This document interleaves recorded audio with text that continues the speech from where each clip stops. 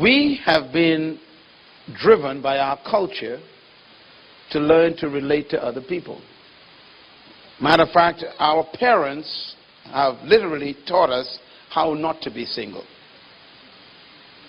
Our parents emphasized the idea that we should get along with people, get along with the other kids, get along with them neighbors, get along. We've been taught to get along with people. So we've been built in our culture to always try to get along with other people. That's the way we've been conditioned to think. We've been forced almost to get to know people.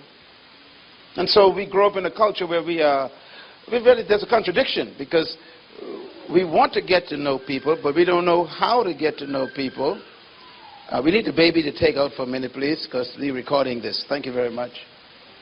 Appreciate the baby, but the baby is being recorded, so I'll appreciate if you slip out for a minute and calm the baby down, and then you can bring the baby back. Matter of fact, that's my little cute little grandbaby down there, praise the Lord. I adopted that kid. Yeah, I think the baby, he heard my voice. Papa. This point I'm telling you is very important. And the thing is, this happened when you didn't even know it happened. You've been trained to focus on other people. Share with your brother. Don't eat that by yourself. Get along with those people. Why can't your kids get along with each other? And everything is conditioned on other people. And that's why we're not equipped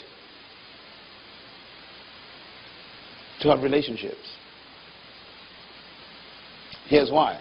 Because the most important relationship in life should not be interpersonal relationship. But that's what we've been taught. Get along with your neighbor. Get to know people. Go out, girl. Move around. Get to know some people, boy. And we've been pushed. But the most important relationship is the other one. It is intrapersonal relationships.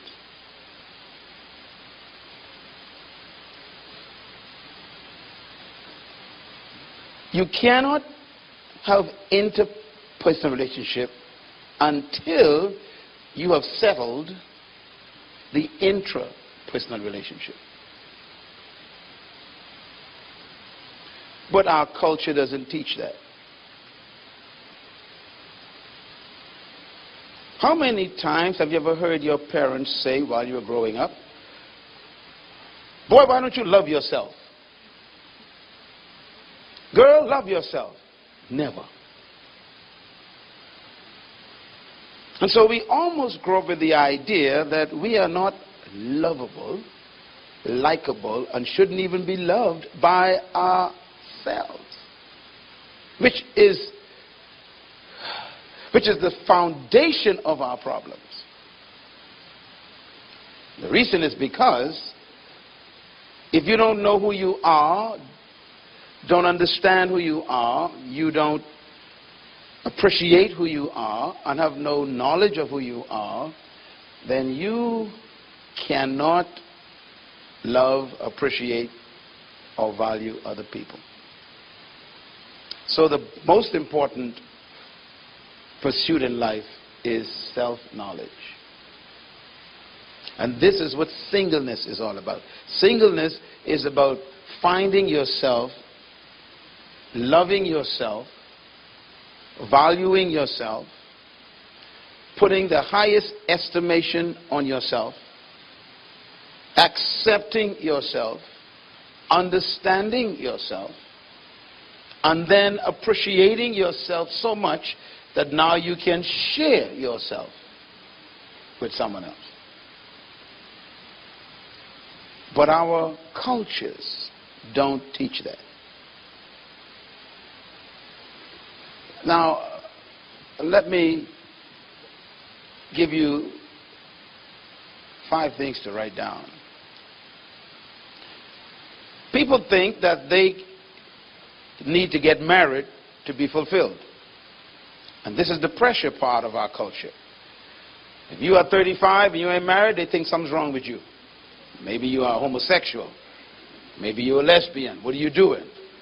And especially if your friends are girls or boys like yourself, they begin to think all kind of funny things. In other words, they almost think that if you ain't married, you are strange. You are awkward. This is dangerous and it's wrong. You don't need to be married to fulfill God's will. Let no one put you under that pressure. Don't allow anyone to suggest to you that unless you are married, you can't fulfill God's purpose. Marriage is not a requirement for fulfilling your purpose. As a matter of fact, marriage is designed only for earth. And what I mean by that is you will discover in the biblical culture that Jesus was very specific when they asked him about life after death. He said, in the afterlife, there is no marriage, nor giving in marriage. So, everybody say, thank you, Jesus. Let me tell you why, because some of you can't wait to get rid of that person. Imagine living with them forever and ever. Boy, that's a depressing experience. So thank God it's only for earth. So marriage is really a temporary agreement between two people to live in a context of holy covenant. But it's not a requirement to fulfill God's will. And why is that important? That means that you should get busy fulfilling God's will. Stop looking for someone to marry. Let them find you. I know that sounds simple and maybe it's tough for you, but I have discovered that if you don't do that, you're going to do some dumb things. You're going to make some dumb decisions. So don't feel pressured that you have to wait for someone before you get busy with God's will. Point number 4, failure in marriage can derail your purpose in your life. Not only is marriage not necessary to fulfill God's purpose for your life, but it might interrupt the purpose. How many people you know were doing well until they got married? I mean, they were on focus. They got their life in order. They were serving God. They were building their business. They had a good situation going, building their house. They were on a target. And then they got married to some bum or some girl who don't know what she wants. And then life just messes up. It happens often. So marriage itself could be a destructive experience. So don't think that marriage is all that they paint it up to be. Believe me, marriage is a very dangerous thing. There's some in this room who could tell you the dangers that they've been through, the stress. So I want to relieve you from that pressure. And number 5, it is better to be unmarried, unhappy. Say yes, Seagulls. Come on, go with me here. Yeah, boy, I tell you. Some folks are married right now and they wish they was you. You hear them say free at last? They say free again, great God Almighty, let me be free again. But they say loose goat don't know how tie goat feel.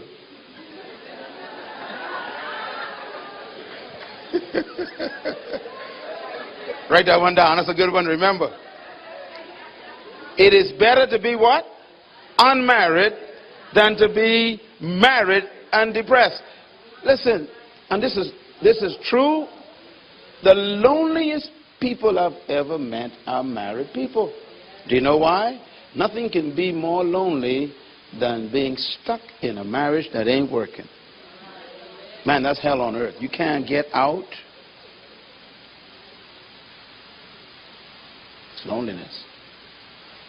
So please, if you are unmarried, give God praise.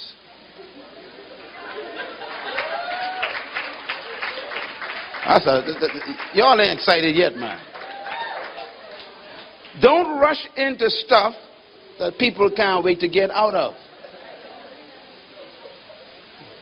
So don't pressure yourself into that. Write this down. Divorce is not the unpardonable sin. The reason why I put that there, because sometimes people go through a bad experience, and they do experience divorce, and then they feel that their life ain't going to work anymore. God doesn't want to use them anymore. His purpose ain't going to be fulfilled anymore. That is not true. God forgives all sins, including unfaithfulness or the breaking of a covenant in marriage. This is not an unpardonable sin. Many great people have gone on to change the world after a divorce. Catherine Kuhlman was a divorcee. She changed the world. What a powerful woman. So sometimes we run on hard times and things don't work out. Pick yourself up and don't just get custody of the kids. That's what people do most of the time. They miss the point. First, you get custody of yourself. Get yourself back. And so don't be afraid to not be married. It's not the solution to any problems. Sometimes it's the formation of great problems. God says something about divorce, interesting, and I wanted to put it up here because I think this has to do with, I want to frighten you away from marriage. Just for a reason, right? First of all, the ultimate trauma in life is divorce. Malachi 2:16 says, what? Read it out loud together.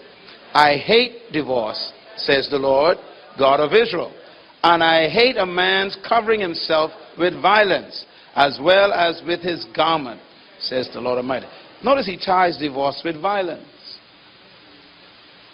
Why? Because divorce is a violent act. When you bond with another person, bonding is a dangerous word. Bonding is like shooting webs at each other, like a spider web. Every time you speak to someone, you shoot a web. Every time they listen to you, they get a web. And the more you talk to someone, the more webs are created. And then the deeper the conversation gets, the thicker the webs become. If I say to you good morning, and you say good morning back, there's a web. There's a bond between us. But it's a very shallow bond. If I say to you, good morning, how are you doing, and how's your family, that's a little deeper bond. I'm entering your life now. And if I ask you, okay, how is your children, how's your oldest child? Now I'm getting into a deeper bond. And then if I get into questions like, what do you want to do with your life the next 20 years? That's a deeper bond. I'm prying into your destiny now. What are the things that really hurt you the most in your life? That's a deeper bond.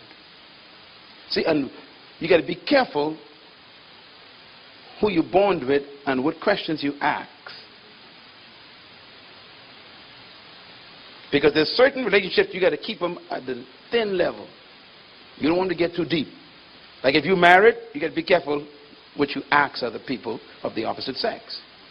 Because you don't want certain bonds to be connected or created. If you're not serious about a relationship, don't get into deep questions. Because people start bonding with you. Sometimes you hear people say, well, I just took out for lunch or took him out for dinner and we were chatting and all of a sudden he thinks I like him. Well, it depends on what you all talked about. This is serious. You understand this? You start talking to a person about, well, what are your dreams for the next 5 years? Right away you're telling me you want to get at a deeper level in my life. That's a serious bond you want to connect. I mean, you are nosy now. You push it. You're getting down into some thick webs. And once those webs get thick, and that's why marriage is so dangerous, because marriage is not just bonding mentally and socially and psychologically and emotionally, but you get now into physical bonding, which is sex. And that's a deep bond, because now I gave you myself. And divorce is trying to break that bond, all those bonds. And you can never break a bond. If you are bonded at that level, and sometimes it's not even marriage, you might be going along with someone for 5 years. You all been, close to each other, and you've been courting or whatever you call it for 5 years. There's some thick bonds in there. You isolated yourself from other people to bond with this person.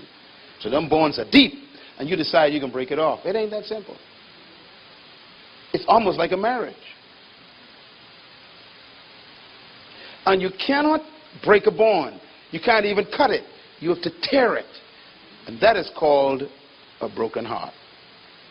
A broken heart is bleeding bonds. They are open wounds. They were ripped from your emotions, from your psyche, from your spirit. And that's why relationships are very dangerous. You don't want to develop at the levels that you can't be responsible for.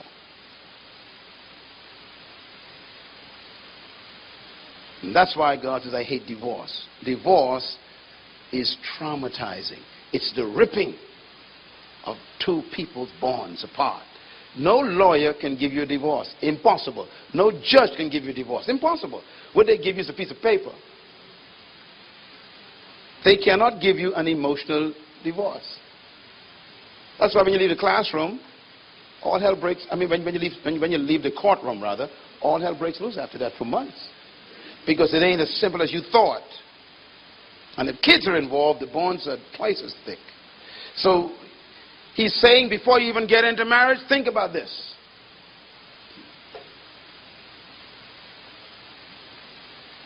Can I handle the ripping?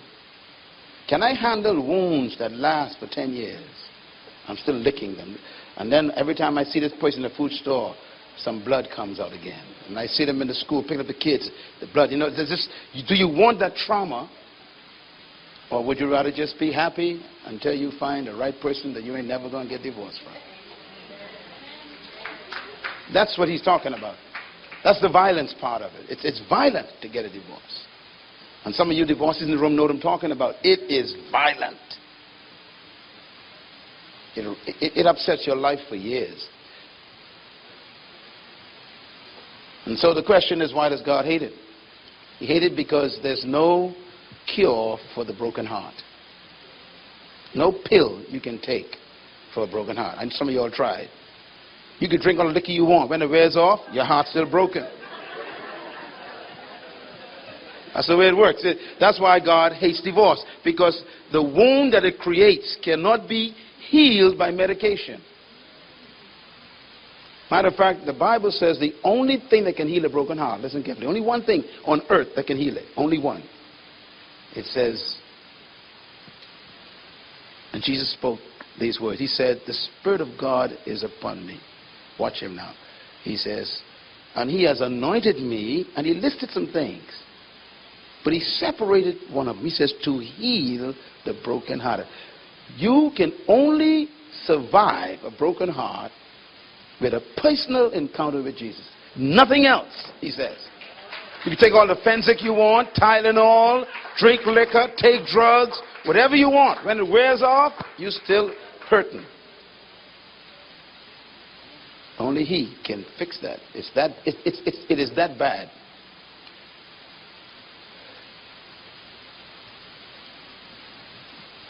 God says, I hate divorce, but he doesn't hate the divorcee. So you are loved, my dear. You've been through a rough life. It's been tough, but it's okay. He still loves you. He never wants you to experience that thing again. And that's why a single seminar is so important. Again, my purpose for this few minutes is to talk you out of marriage. I want you to settle into the idea, look, let me not rush into this thing anymore. Let me settle into being single right now.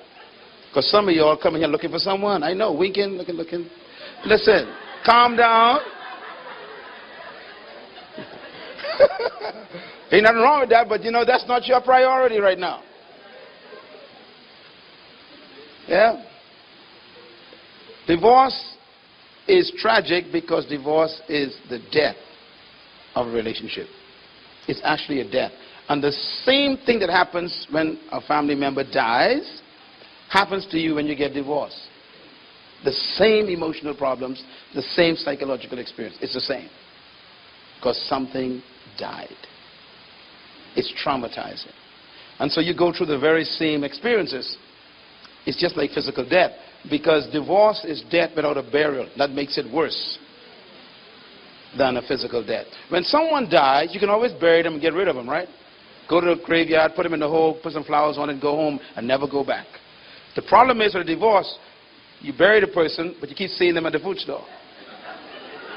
You pull up to the gas station. Oh my God, here we go again, you know. You go to pick up do the school pickup. Oh my God, there's the person. So they keep resurrecting. And every time they resurrect, the pain hits again. That's worse than death. So you don't want to have that kind of life for the rest of your life. It's very, very tough. And that's why God says he hates for anyone to experience divorce. Now, why do we talk about that? Because it's impossible to get a divorce unless you are married. So I'm building something here. The greatest and most horrific trauma is divorce. It's worse than physical death. But you can't experience it unless you are married. So marriage is the prerequisite for divorce. It's impossible to get a divorce without marriage. And marriage, therefore, is only possible where two single people get together. So you can see the connection here. Eh? If you don't want to experience a divorce, you don't get married. If you don't want to get married, you stay single. Now, if you get married as two single people, you get marriage now. If it doesn't work, you're heading toward a divorce court. So the foundation of all of that is singleness. And that's why being single is the most important pursuit in life. Matthew 19, one of my favorite statements. Jesus said these words. They asked Christ a question. Is it lawful for a man to divorce his wife for any and what? Every reason. That's the Bahamians now, boy. They get divorced for any reason. You look at me funny, I get into the courtroom. You burn the food, forget that. That's it. It's out. That's it. You know, people just getting divorced for all kind of stuff today. He answered them, haven't you read that at the beginning, the Creator made them male and female? He ignored the question and went back to the recipe. They asked him about divorce. He went back to something different. He went back to male and female. He said divorce is not the problem. Divorce is a symptom. Something went wrong with the product that fell apart. And the product fell apart because the ingredients that were used were not right. Do you see the connection? Divorce comes from marriage. Marriage comes from male and female. He says if you have a divorce issue, it's because if you go down to the lowest denominator, something is wrong with the ingredients. If your cake is salty, what happened? Come on, tell me. You put salt in it before you bake it. In other words, it ain't the cake. Don't blame the cake. It's what you put in the cake. So the ingredients determine the product. We keep wanting the perfect cake and putting a lot of salt in the flour when we mix it. We keep expecting success when we are building with failure. We want perfection with defects. Somehow we think that a miracle happens at the altar. You know, that slow sign shoes and that big white dress. We figure, man, that person got to be perfect. That dress looked too nice. Sometimes the greatest curse is coming down the aisle.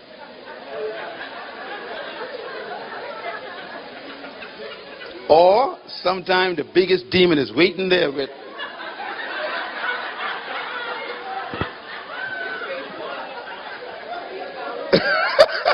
And you smile all your way up to the demon.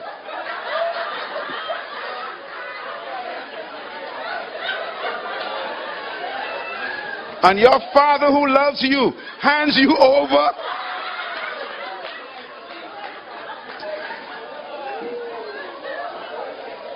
Yeah. Nothing changes in that church. Nothing. What came in goes out with you. That's life. So he says, look, he says the problem is something went wrong at the foundation level. The male and female was contaminated, he says. Something was not right with the individuals, the singles. So he took it back to the singles. He said God didn't make marriage first. He said no, the marriage is not God's main issue. God's main issue is male and female. He said that's what God began with. So he placed the priority where it belongs. And he says, for this reason should a man leave his mother and father and be united to his wife, and the two shall become one flesh. What reason? The word there is beginning, male and female. Go back and find out what kind of male and female God used in the beginning. That's what makes the thing work. So any male after chapter 3 of Genesis, and any female after chapter 3 of Genesis, you got to pray hard. Because you got yourself a fallen male and a corrupted female, and you still want God's perfect product. That's what he's talking about. He's saying, look, God didn't stop at the junk you guys are. Y'all are junk. Y'all got to come back and get fixed up first.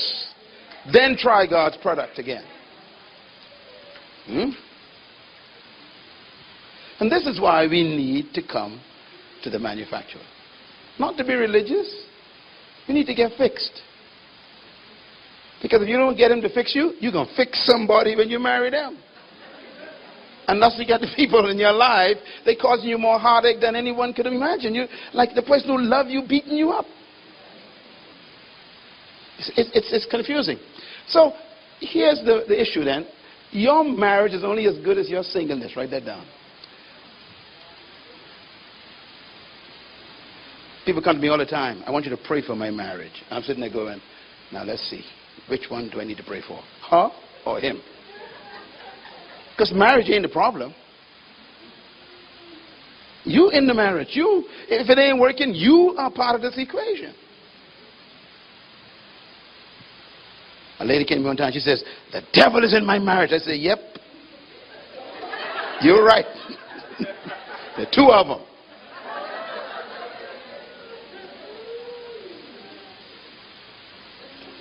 You bring to the marriage what you are as a single. No more, no less. So don't walk around pretending that this thing is his fault or her fault. Listen, even in relationships, I'm not talking about, let's jump back from marriage a little bit. Let's go back just to relationships. Here you are, you meet somebody, and you all have an interest in each other. Well, listen, it's still the same thing. Whatever you bring to the relationship, that's what it is. Whatever the other person brings, that's what it is. It ain't no mystery in this. So you don't think, well, because we come together, then there can be something better that we create. No. Whatever you are, that's what you create. So it's more important for you to make sure you bring the best to the relationship. Which means that you got to become the best before you bring the best. So you focus on yourself to become the best. So that when you work on working you're together with someone, you bring the best contribution to them. A lot of people are defects, not assets. They will devalue you by association. They will destroy your value. So here's what I think. Marriage is like an omelet. It's only as good as the eggs. I always say this because I think it gives us a clear picture. No matter how much you want the omelet to work, it's only as good as the eggs in it. So you can pray over an omelet all you want. It depends on the eggs you use. Omelets are determined by the quality of the eggs. Marriage is like the omelet. It's already together. So the question is, what made this omelet? I told you all about an experiment I did years ago. But boy, my mom fussed me with that one. I intentionally took an egg and I took a pin and I cracked the top of it with a little hole. Because when you crack an egg, put a hole in it, bacteria get inside and it rottens the egg. I didn't know eggs smell so stink until that day. It's the foulest scent you want to smell. Because an egg is actually a dead animal. So I cracked this egg and it was stink. I put it in the refrigerator. You couldn't smell it, because it was still cool. I was shocked to find out that the good egg was completely overtaken by the rotten egg. And the omelet was completely stink.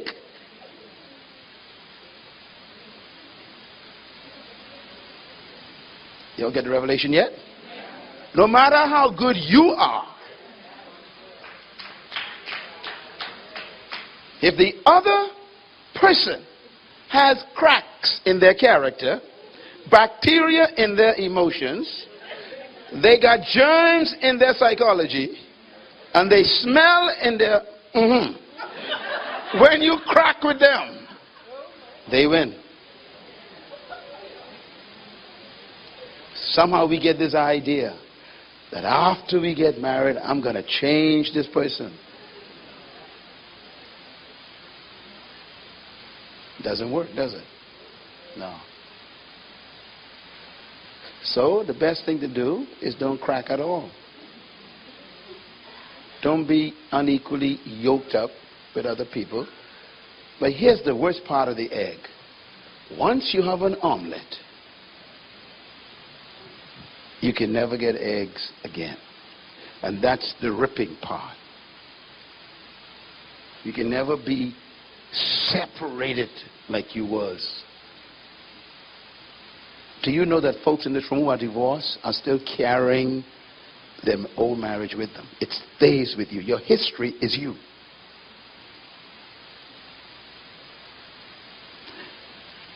God gives counsel so that you can enjoy your memories.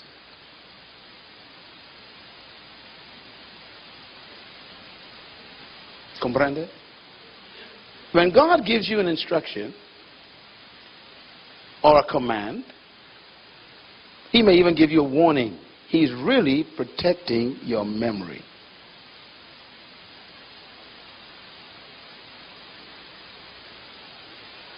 So God says, do not fornicate. That means don't have sex with anybody you ain't in covenant with in marriage. Now, he doesn't explain a lot. He's protecting your memory.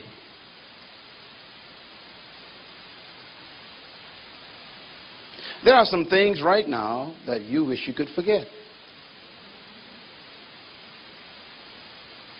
And they're not pleasant. High school. College.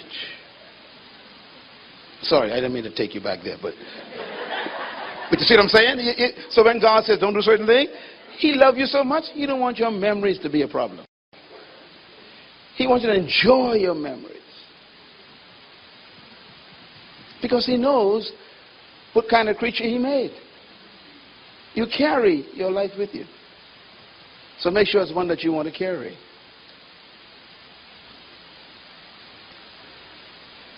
So here's my big question.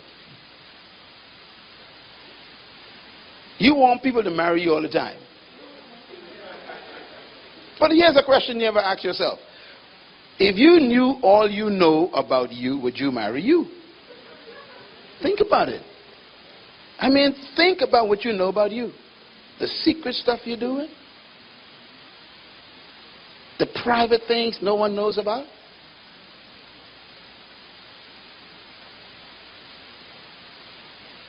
It's amazing how we want people to just take this thing with them. Take me home with you. Well, what is you? Not who, what is you? What is this I'm getting here? Would you marry you with all those habits you got? Spitting in the basin while you're brushing your teeth? All messed up with spit. I mean, you want someone to live with that? Your bad breath in the morning, Jesus, Lord have mercy. You take this breath home, baby. Take it home. You know, what you mean, take it home? And you see, you know, humans are strange. They always look good in public. Look how nice you dress. I wonder how you look at 2 a.m. in the morning. I don't know. You take your shoes off. You know, take my shoes with you, baby. Take my toe jam home with you. We just take it for granted folks want to marry us. Are you the kind of person that I could enjoy living with for 90 years? Think about it. Prepare yourself to do that for someone.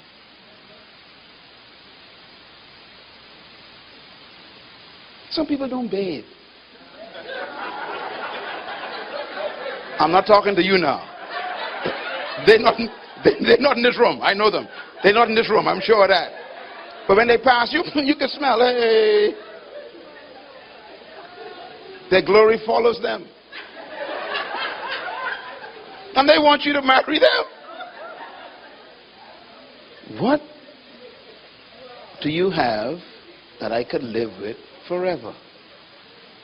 And that's what we ask people to do. So, take care of your life first. Matter of fact, here's another question. Could you live with you for the rest of your life? I think that's why you're trying to find someone, because you can't handle it. Like, this is too much burden for me. I got to share this mess with somebody else. But we never think about these things, do we? We're like, hey, you love me. You will love me. I promise you will love me if you take me home forever. No, they won't. Mess them people's lives up. Are you a gift or are you a curse?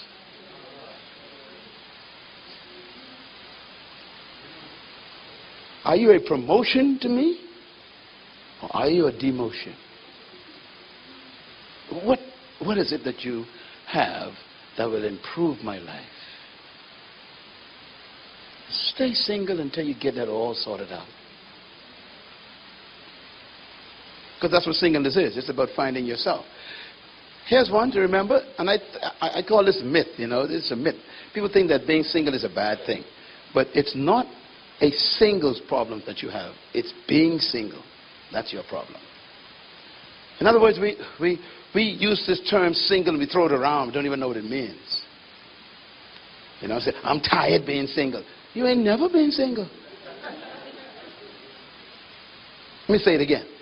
You say, I'm tired being single. I'm telling you, you ain't never been single.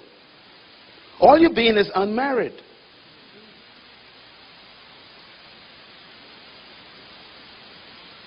They're different. You want to be single. You don't want to stop being single. So we confuse the two. We think that our problem is that we're not married. Well, you're right. Never confuse single with being alone. The word alone means to be exclusive. That means you're all the only one of your kind. That's not true. There are a lot of males, a lot of females in the world, so you're not alone. Now, you might be lonely, but you're never alone. Loneliness is a sign of a problem. Matter of fact, singleness is a state to be pursued, not avoided. And to be single should be the goal of even the married person. Because it is the singleness that keeps your marriage together. It's a paradox, eh? Let's see how that works. The principal issue is being unmarried, not being single. Never confuse unmarried with being single. A lot of people think that they are single. They're suffering from singleness or something. No, you're suffering from unmarriedness. Whatever that word is. In other words, what we really mean is we want to get married. That's what we mean when we say, I'm tired being single. What we're saying is, I want to get married. You're using the wrong terminology, and that's why we're confused. Because you get married, and then you were never single, and your marriage is a disaster. Because it is singleness that makes the marriage possible. Marriage is two whole people coming together. If you are not a whole person, and I'm a whole person, and you marry me, you're going to be a parasite. You're going to suck me to death. Suck the life out of me because you are not complete. So you're going to use me to try to become complete. You're no longer a blessing. You are a burden now. You suck my life out of me. And there are people who this is happening to right now. Their spouse is sucking their life out of them because they got defects. They lack so much. Most married people have never been single, and that is why unmarried is a state, while singleness is a disposition. You are in the state of not being married right now, if you are not married. That's a state you are in. But singleness is different. It's not a state. It's a disposition. It is an assessment of your entity, who I am. And most people have never achieved that before they get married. So here's what I always say. It's okay to be single, but not okay to be alone. The first thing God found that was wrong with Adam was he was alone. God never told him it's not good to be single. Adam was single. He was complete and whole. Didn't need it. Matter of fact, the proof that Adam was whole and single was the fact that God had to decide that he needed a mate. Let me say it slow. The proof that Adam was completely single was evidenced by the fact that Adam didn't even know he needed anybody. God made the decision. Genesis 2:18. God said, it is not good for this man to be alone. Adam had no complaint. He never talked to God about it. The guy was having so much fun, naming animals, walking on the water, and talking to trees. The guy was having fun. He was taking over that garden, dominating. I mean, he was in his purpose. He was on the groove. He was moving. And God says, I like this guy. He needs to share this with somebody. Relationships are for sharing your victories and success with, not to bring on new burdens and depression.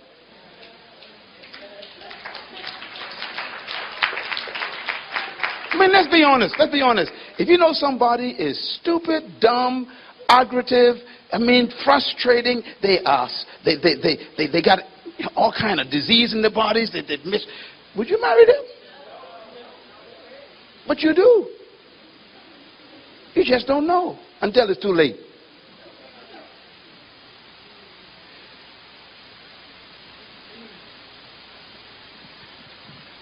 We need to think about the fact that we are not really having an alone problem.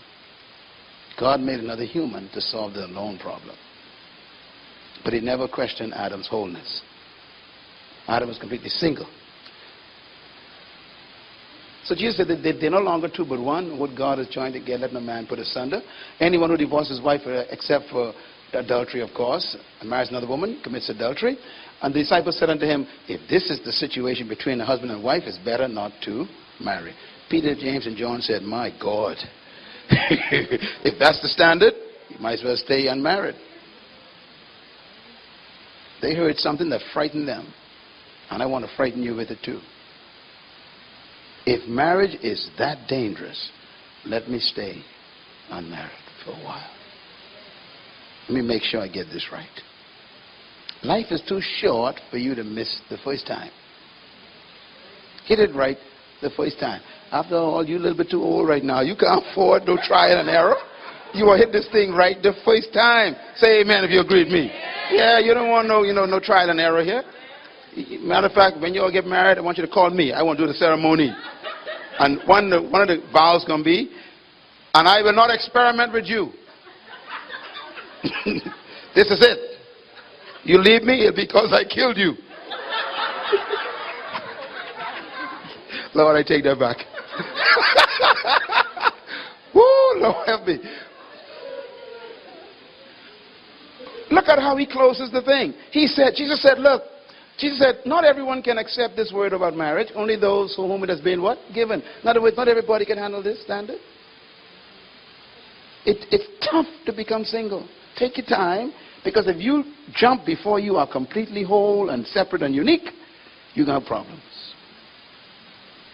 Not everybody is ready for this, he says.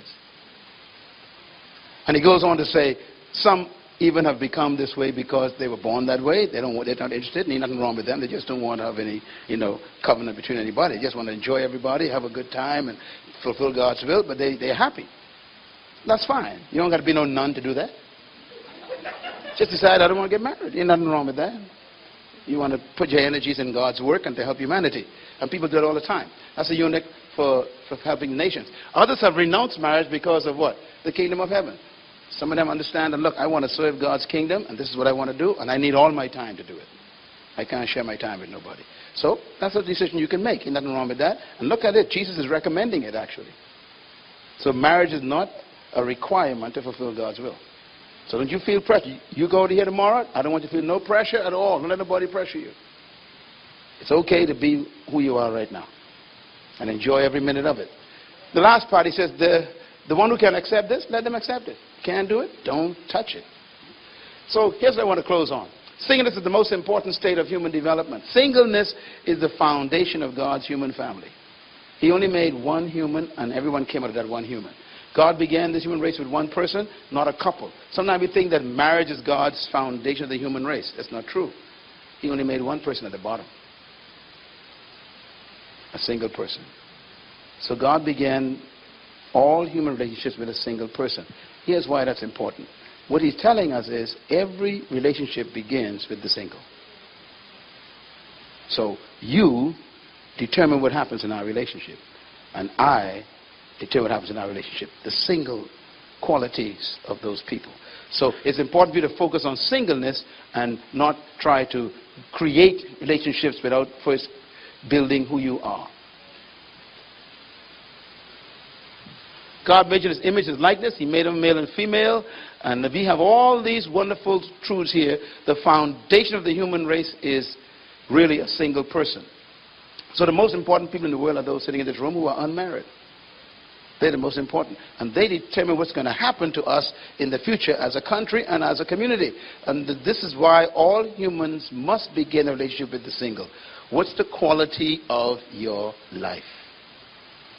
I encourage you to spend the next 2 days in every session coming to open up yourself to tap into what does it mean to be single. Because I have a definition in my book out there, which I'd be happy to autograph for you if you buy it, on singles. And this definition is what saved me. I got married to my wife. We've been married for 31 years, sitting over there. And our key to our marriage is our singleness. The way you measure if you're single is whether you need to be married.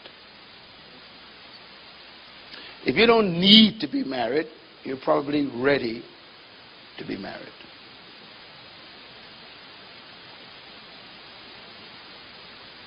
Get it? Yeah. See, we sometimes, people make us feel guilty if we're not interested in marriage. But you're the perfect candidate for marriage if you don't need to be married. Because you are obviously close to being whole. Because it means that you are having a good life all by yourself. And that's a sign of wholeness. Wholeness means I don't need nobody to become somebody. I'm somebody all by. Come on, somebody go with me there. See, singleness means, hey, I don't need you to approve me. I don't need you to make me feel important. I don't need you to tell me how good I am because I know I'm good at this. In other words, wholeness means I am free from needing you. That's why I am good for you. Because I'm not coming to take from you. It's a mystery, isn't it? So if you need to be married, you are dangerous. If someone comes to you and says, I love you, don't you ever leave me, run.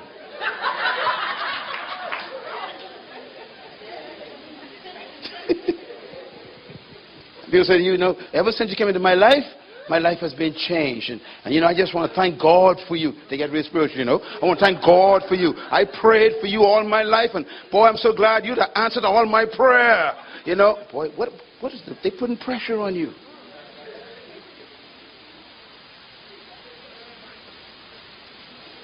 Those people are sick. And you got to watch them ones who with them prophecies. You know, the Lord told me that I was going to marry you. You know, I got a dream last night. And the Lord spoke to me and says that the guy's name would be John. And listen, stop lying. If you like the fella, tell him that, but don't lie on prophecy. God doesn't choose anyone for you. He gives you a brain and a power of choice. You analyze them, figure them out, and then choose. And whatever you wake up in the morning with, that's yours. God look at you, say, poor you. You're in trouble. God won't take your burden on for himself. He will never do that. Yeah. So this is what I want to define with. This word alone means all in one, and God separated Adam so that Adam could have someone to share with, and that was the bottom line of that. So this is where we get our definition from. Born again single means that you are now focusing on these three things to become whole. Whole means first to be separate. Separate means you are apart, detached, and different from everybody else. This is important. A lot of people are not this yet. They are 50 years old and still not separate. They always need people around them to feel important. They need people always in their company. Matter of fact, they hate to be by themselves because they are bad company to themselves. Separate means I am not my brother, I am not my sister, I am different from my friends, and don't try to make me over. I am me, leave me alone, I am separate from all of y'all. That's important because that's a part of your value. The second one is what?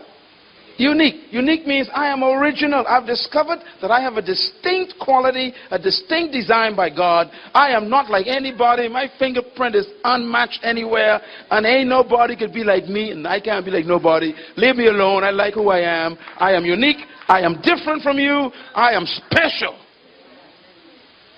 Do you believe that about yourself yet?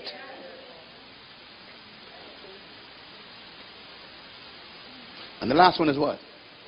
Whole. Now, whole is a tough one. Being whole means that you are complete in yourself. You are unified with yourself. All of yourself. Your body, your mind, your spirit are all connected. You are in love with your whole self. It also means that you are one with yourself. That means you don't need anyone to complete you. This is so important, especially in the Bahamas culture, where we've been taught that this is my better half. Boy, that's a dangerous statement. This is my better half? Well, let's see. Let me figure this out now. Okay, I'm half. She's half. So I was half all these years. So now when I meet her, we both whole.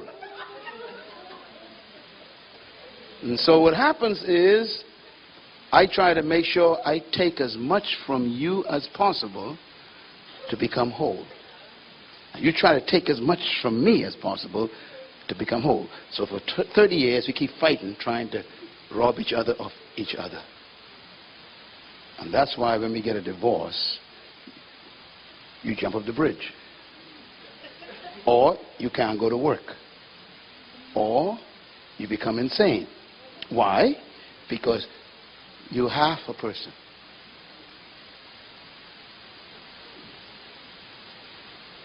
Listen, relationships are supposed to be two wholes coming into the connection to each other.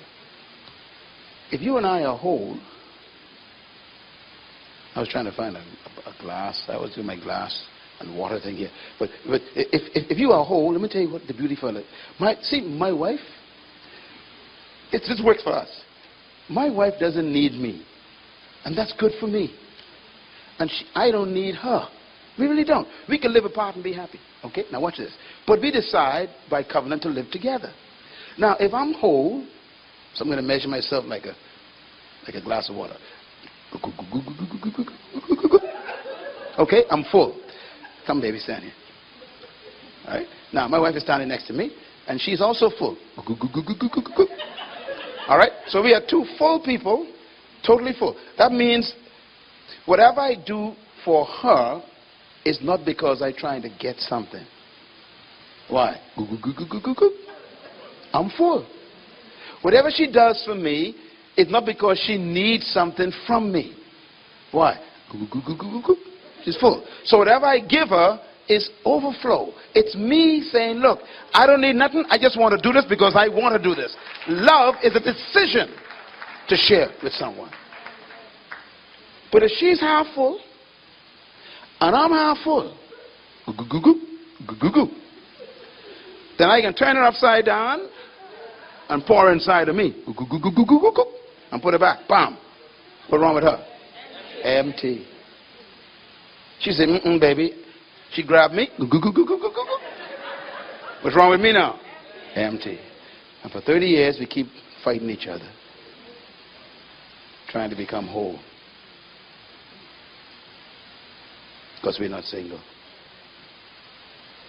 Yeah. Her coming into my life is an overflow.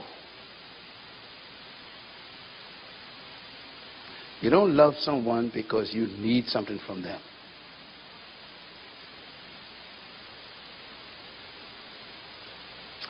I need a man. Well,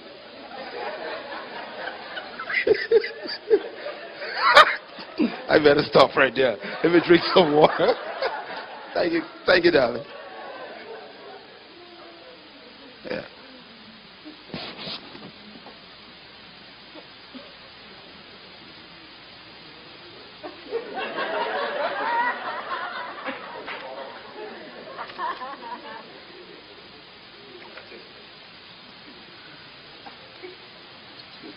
Drink it all right now.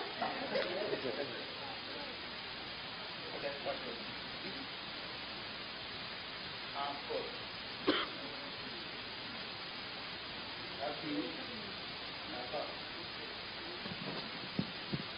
Y'all come together. All right? So, Tom, meet Jane. Cedric, meet Maybelline.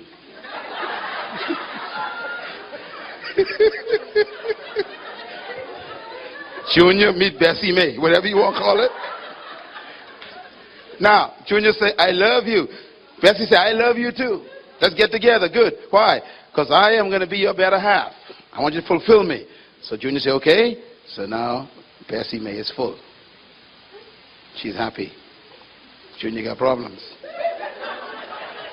Junior say, what about me? So he get mad, he take himself back. And what happened? Now she half empty. So he say, you're supposed to fulfill me too. So now Bessie got problems. She unfulfilled, feel empty in this marriage. So she get mad. Boy, give me myself back, boy. What we get in marriage is this big fight going on, constantly, just fighting. Hey? But if two of these are full and they meet each other, whatever he gives her is overflow. Whatever she gives him is overflow. And if he decides to leave her, she's still... I rest my case. Thank you very much. So this is the secret to a good relationship. It's not the other person. It's making sure you are becoming... What are they?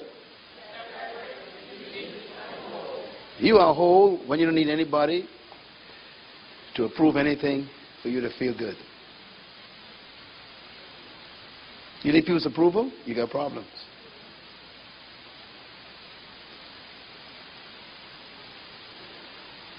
You take your girlfriend shopping with you, right? You'll go downtown, go in the mall. You put on this dress, you like this dress. You put it on, you come out of the dress and fitting room. What you think? And she go, nah. And you go, I think so too, child. And you go take it off. You lie and you like the dress. You're a whole person. You like the dress. You buy the dress. If she don't like the dress, that's her problem. This is your body and your money. That's a whole person. You ain't dressing for her. But it's a sign that you are sick still, see? And most of the songs we sing are songs of defective eggs. Oh, girl.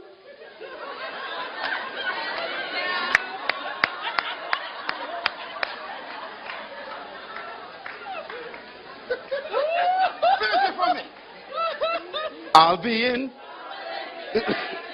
I thought y'all was saved, man. In other words, you telling this girl that if she leaves you, you're going to be in trouble. That means you tie your entire peace and sanity to another person. You are sick.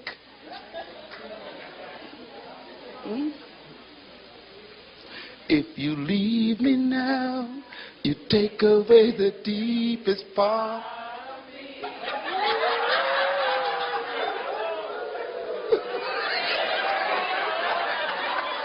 Woo-hoo! Boy, y'all know the whole thing. I mean, the song sounds so good, but it's satanic. What you mean if you leave me now, you take it? No, child. You leave me, carry yourself. I keep it what I got. I'm a whole man. Stevie Wonder, you are the sunshine of my life. That's why I'll always stay around. Okay, that's fine. So use the sunshine in my life. That means before you came, I was in darkness. And when you leave, I can be in darkness again. So I can't let you leave. You can manipulate me anytime. It's a sign that I'm not whole.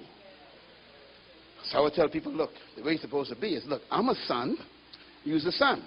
When we get together, we form a constellation, baby. Suns together. Now, if you decide to leave a handsome brother like me, no problem. I still got my own sunshine. I'm a whole person. John chapter 1, the last 2 verses changed my life. It says, and Jesus, the people followed him and said, you are wonderful. You are great. You are powerful. They began to talk to him, all these good things. And the next verse says, but Jesus did not believe anything they said because he knew what was in every man. He didn't need man's approval of him. Boy, that was beautiful stuff. Come on, give him a hand. Hey. That changed my life as a teenager, and I'm still that way. If you don't like me, that's your problem. Use your energy some other way. Don't try to dislike me, because I liked me before I met you.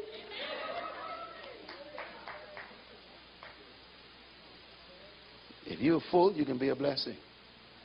But if you're half a person, everybody's in trouble. Because you now are a leech. You're sucking on people. You're just sucking on people. That's why you move from relationship to relationship to relationship. It's a sign that you are sick. You are just sucking on people, trying to find yourself, trying to complete yourself by sucking other people, sucking on other people, and sucking them to death. Some people are married and they are sick and sickly and they are depressed. Why? They live with someone who's a parasite for 25, 30 years, man. Suck them emotionally, suck them psychologically, suck them financially, suck them physically, man. And it's like, God, please kill them for me.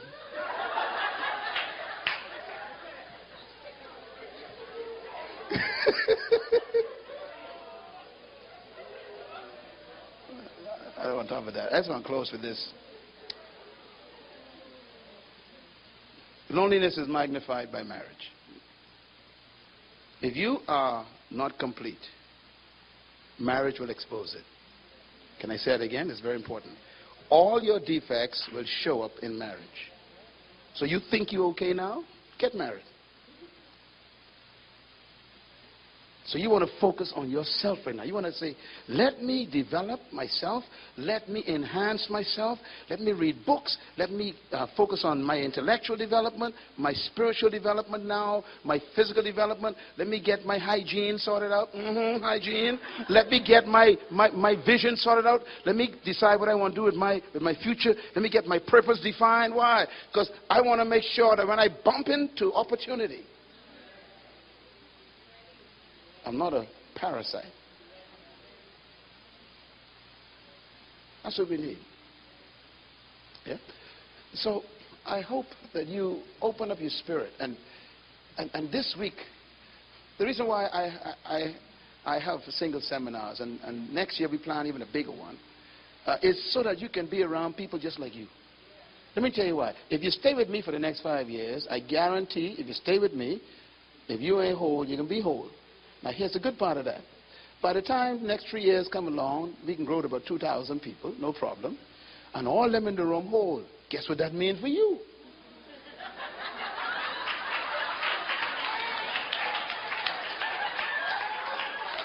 Plenty to pick from, child.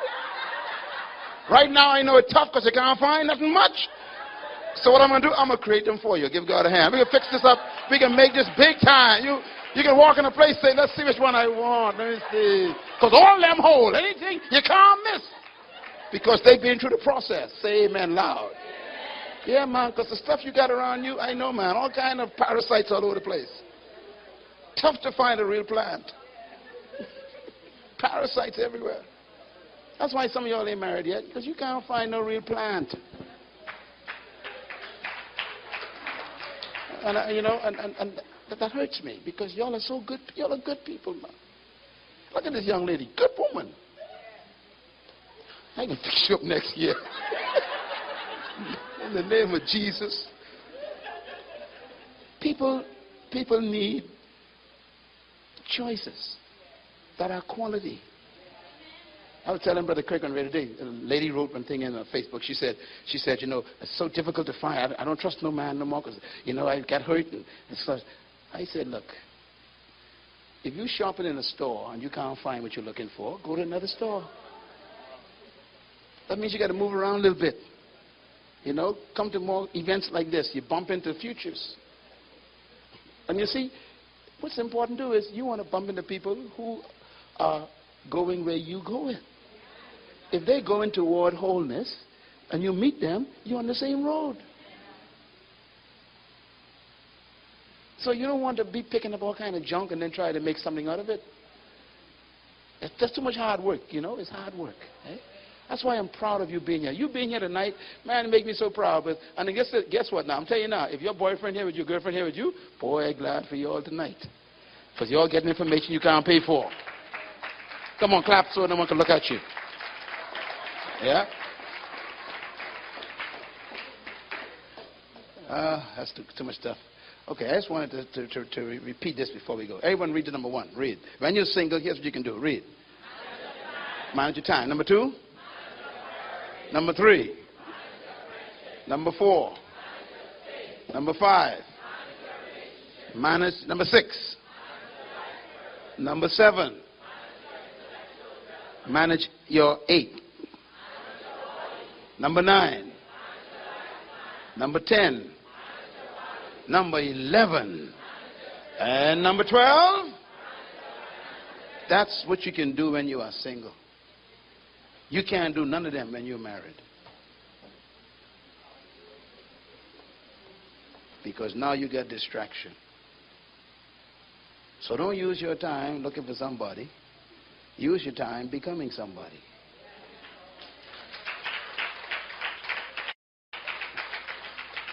Some people are so busy looking for who they want, they ain't got time to be who they are. So when they do find who they're looking for, they ain't got no one to give them. Let me say it slow.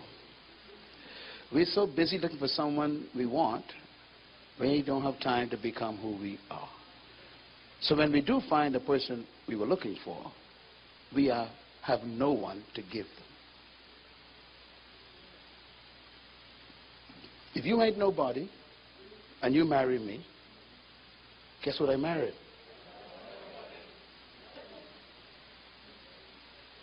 So you got to become somebody, your value.